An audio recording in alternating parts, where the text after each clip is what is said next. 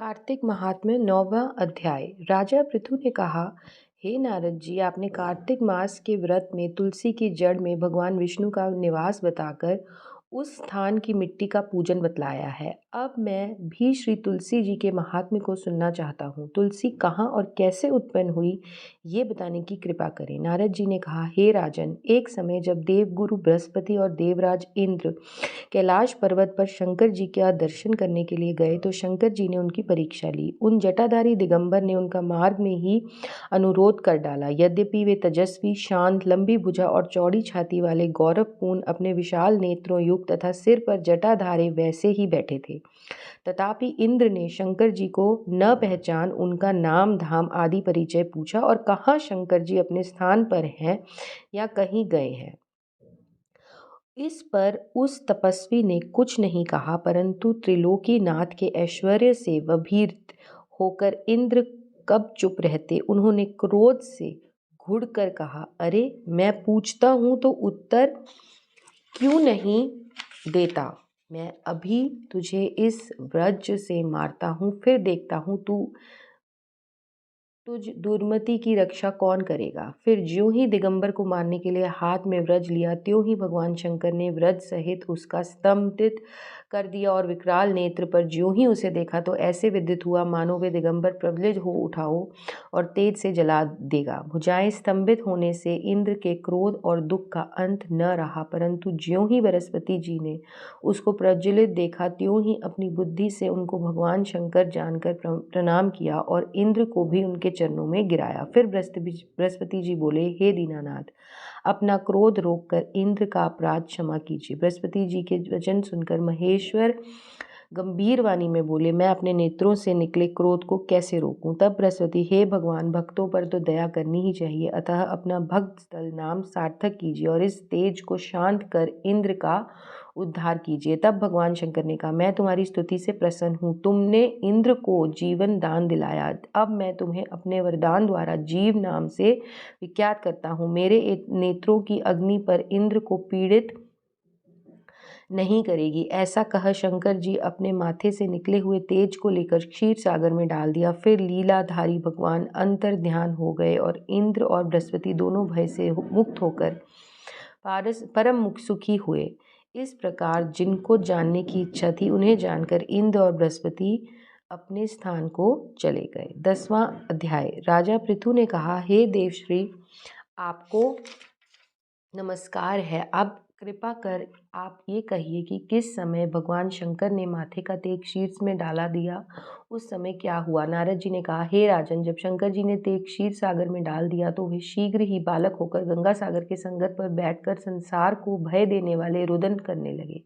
उसके रुदन से समस्त संसार व्याकुल हो उठा। लोकपालों के मन में भी व्याकुलता हुई। अधिक कहने से क्या है, चराचर चालयमान हो गए। शंकर सुवन के रुदन ब्रह्मांड व्याकुल हो गए। समस्त देवता और ऋषि मुनि व्याकुल होकर लोक पितामह ब्रह्म जी की शरण में गए और सब मिलकर ब्रह्मा जी को प्रणाम किया और स्तुति की। फिर कहा, हे पितामह, ये बड़ा भयंकर समय है, इसका नाश कीजिए। देवताओं की यह बात सुनकर ब्रह्मा जी सत्यलोक से उस बालक को देखने के लिए समुद्र तट पर आए। समुद्र से ब्रह्मा जी को आते देख उन्हें प्रणाम किया और बालक को उठाकर उनकी गोद में दे दिया। तब विस्मित होकर ब्रह्मा जी ने पूछा, हे सागर, तुम शीघ्र बताओ कि ये बालक किसका है? तब समुद्र ने कहा, हे प्रभु, ये तो मैं नहीं जानता, किंतु मुझे इतना अवश्य ज्ञात है कि ये गंगा सागर के संगत पर प्रकट हुआ है, अतः आप इस बालक का जाति कर्म आदि संस्कार कीजिए, इसका जातक फल बताइए। नारद जी कहते हैं कि इधर तो सागर ब्रह्मा जी से ऐसे कह रहा था, उधर सागर पुत्र भी ब्रह्मा जी के गले में हाथ डाल बार बार उनको आकर्षण कर रहा था। अब तो उसने ब्रह्मा जी का गला जोर से पकड़ा कि वे पीड़ित हो नेत्रों से आंसू डालने लगे। किसी प्रकार उन्होंने अपने दोनों हाथ से जोर लगाकर गला छुड़ाया और सागर से कहा, सुनो, मैं तुम्हें पुत्र का जातक फल कहता हूँ। मेरी आंखों से जो जल निकलता है, इस कारण इसका नाम जलंधर होगा। यह पैदा होने के साथ ही तरुण हो गया था। इससे ये सब शास्त्रों का पारंगत, महाप्रक्रामी, महावीर जवान और रण दुर्गम तथा सभी दैत्यों का पारंगत और भगवान विष्णु को जीतने वाला होगा। ये कहीं भी नहीं हारेगा। एक भगवान शंकर को छोड़कर सबसे आवस्थ होगा। जहाँ से यह उत्पन्न हुआ है फिर वहीं जाएगा। इसकी पत्नी बड़ी पतिव्रता, सौभाग्यशाली, सर्वासुंदरी, परम मनोहर, मृदुभाषिणी तथा शील की सागर होगी। नारद जी ने कहा, हे राजन, सागर ने ये कहकर ब्रह्मा जी शुक्राचार्य को बुलाकर बालक का राज्याभिषेक कराया, फिर अंतर्ध्यान हो गए।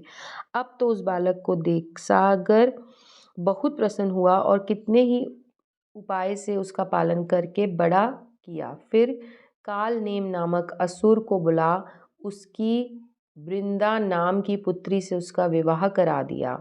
अब शुक्राचार्य के प्रभाव से वे दैत्यों पर राज्य करने लगा।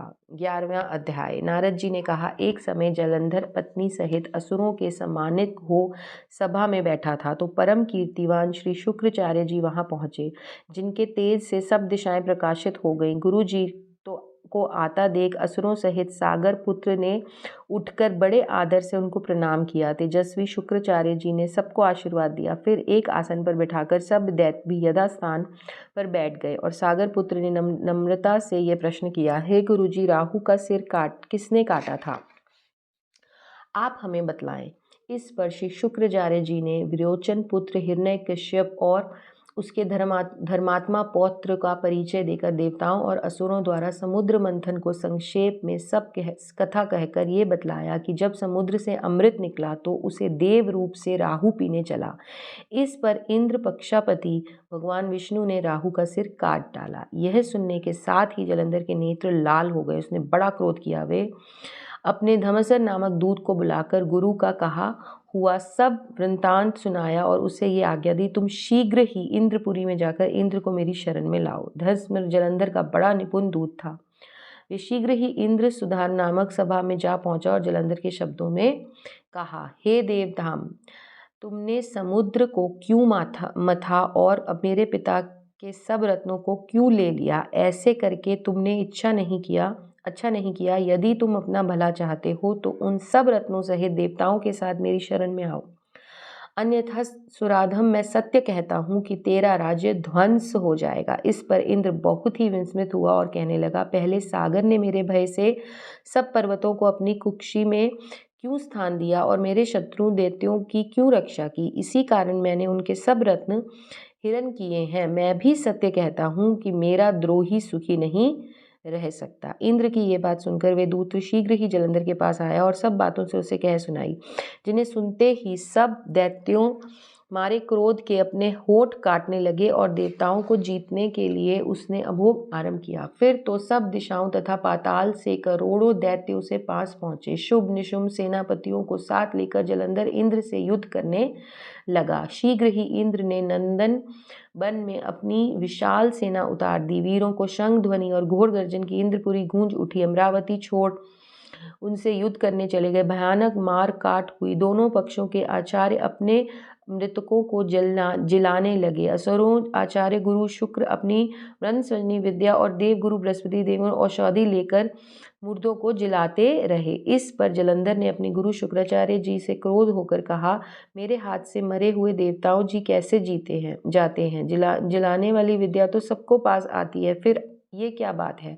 इस पर शुक्राचार्य देव गुरु श्री बृहस्पति जी द्वारा द्रोणगिरी से औषधि लाकर देवताओं को जिलाने की बात कह दी। ये सुनकर जलंधर और भी क्रोध हो गया और श्री शुक्राचार्य जी का, क्रोध क्यों होते हो? यदि शक्ति हो तो द्रोणगिरी पर्वत को उखाड़ कर समुद्र में फेंक दो, तब मेरे कथन की सत्यता प्रमाणित हो जाएगी। इस पर जलंधर क्रुद्ध होकर शीघ्र ही द्रोणगिरी पर्वत के पास पहुंचा और अपनी भुजाओं द्वारा उसे जड़ से उखाड़कर समुद्र में फेंक दिया। ये भगवान शंकर का तेज था, इसमें जलंधर की कोई विचित्रता नहीं थी। पश्चात वे सागर पुत्र युद्ध भूमि में आकर बड़े वेग से देवताओं का संहार करने लगा। जब बृहस्पति औषधि लेने के लिए द्रोणगिरी पर्वत पर पहुंचे तो द्रोणगिरी की जगह वह उन्हें सूना मैदान मिला। तब वह भयभीत होकर देवताओं के पास आए और कहा कि युद्ध बंद कर दो, तुम लोग अब जलंधर को नहीं जीत सकोगे। पहले इंद्र ने जो भगवान शंकर का अपमान किया, ये उसी का फल है। ये सुनकर देवताओं युद्ध की आशा त्याग अत्यंत ही व्याकुल इधर उधर भाग निकले। सिंधु सुध निर्भय होकर अमरावती में प्रविष्ट हो गया। इंद्र आदि देवताओं ने गुफाओं में शरण ली। 12वां अध्याय श्री नारद जी ने कहा, तब जलंधर को अपनी खोज में आते देखकर इंद्र देवता भय कंपित होकर वहां से भी भाग निकले। भागकर वे वैकुंठ भगवान विष्णु के पास पहुंचे। फिर देवताओं ने अपनी रक्षा के लिए उनकी स्तुति की। देवताओं की उस दीन वाणी को सुन करुणा सागर विष्णु भगवान से उन्होंने कहा, देवताओं तुम भय को त्याग दो। युद्ध में मैं शीघ्र उस जलंधर को देखूंगा। ऐसा कहने के साथ ही भगवान गरुड़ पर जा बैठे। तब देवताओं सहित उन्हें युद्ध क्षेत्र की ओर प्रणाम करते देख समुद्रांत लक्ष्मी के नेत्रों में जल भर आया और उन्होंने कहा, हे नाथ, यदि मैं सर्वदा आपकी प्रिय हूँ और भक्त हूँ तो मेरा भाई आप द्वारा युद्ध में कैसे मारा जाना चाहिए।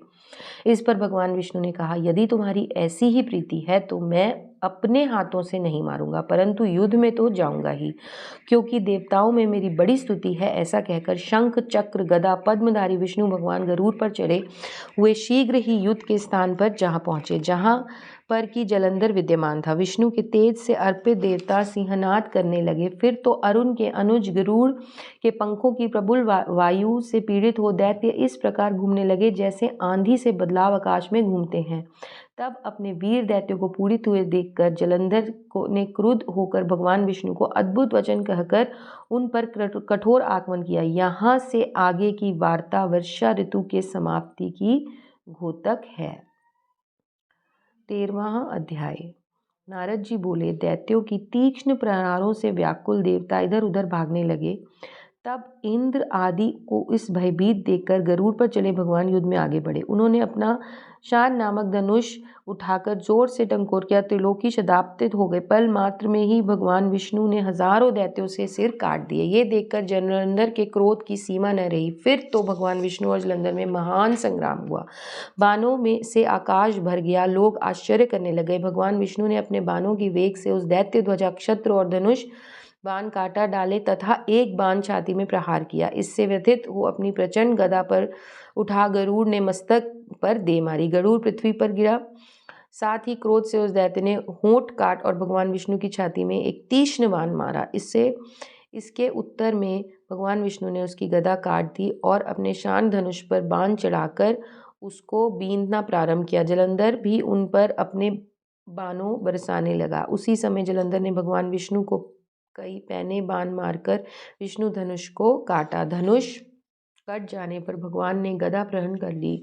शीघ्र ही जलंधर खींचकर मारी थी, परंतु उस अग्निवत अमोघ गदा की मार भी चलायमान न हुआ और मनोन हाथी के समान उसी यानी गदा की मार को फूल की माला ही जाना। साथ ही उस युद्ध दुर्मद ने अत्यंत ही क्रुद्ध होकर अग्नि मुक्त त्रिशूल उठाकर विष्णु पर छोड़ दिया। भगवान विष्णु ने शिव के चरणों का स्मरण कर नंदक नामक त्रिशूल से उसकी त्रिशूल को छेद किया। जलंधर ने झटक कर भगवान विष्णु की छाती में एक मुष्टिक मारा। उससे उत्तर भगवान विष्णु ने भी उसकी छाती पर मुष्टिका का प्रहार किया। फिर दोनों घुटने टेक कर बाहों मुष्टिकों बाहों युद्ध करने लगे। कितनी ही देर तक भगवान विष्णु उसके साथ युद्ध करते रहे।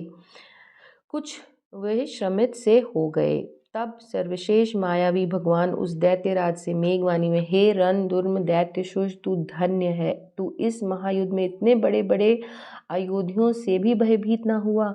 तेरे ऐसे युद्ध में मैं बड़ा प्रसन्न हूँ। तू जो चाहे मांग, मैं अदेद वस्तु से भी आज तुझे दूंगा। मायावती भगवान विष्णु के ऐसे वाणी सुन जलंधर ने कहा, हे बाबू, यदि आप मुझ पर प्रसन्न हैं तो ये वर दीजिए कि आप मेरी बहन के साथ तथा अपने सारे कुटुंबियों सहित मेरे घर पर निवास करेंगे। नारद जी कहते हैं, ऐसे वचन सुनकर भगवान विष्णु को खेद हुआ, किंतु उसी क्षण उन्होंने देवेश ने तथास्तु कह दिया।